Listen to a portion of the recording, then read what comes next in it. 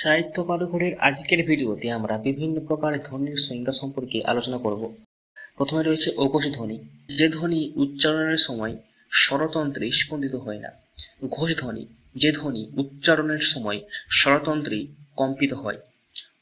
অল্প প্রাণ ধ্বনি, যে ধ্বনি উচ্চারণের সময় বাতাসের চাপ স্বল্প থাকে। মহাপ্রাণ ধ্বনি, যে ধ্বনি উচ্চারণের সময় বাতাসের আধিক্য থাকে। নাসিক্য ধ্বনি, যে ধ্বনি উচ্চারণে নাক দিয়ে বাতাস বের হয়। তাড়নজাত ধ্বনি, জিহ্বা দিয়ে দাঁতের মূলে আঘাত করে যে ধ্বনি উচ্চারণ হয়। কম্পনজাত ধ্বনি, জিহ্বার অগ্রভাগ কম্পিত করে যে ধ্বনি উচ্চারণ হয়। পার্শ্বিক ধ্বনি, জিহ্বার দুই পাশ দিয়ে বাতাস বের করে যে ধ্বনি উচ্চারণ হয়। উষ্ম বা শীষ ধ্বনি, যে ধ্বনি উচ্চারণের সময় শীষ দেওয়ার মতো আওয়াজ হয়।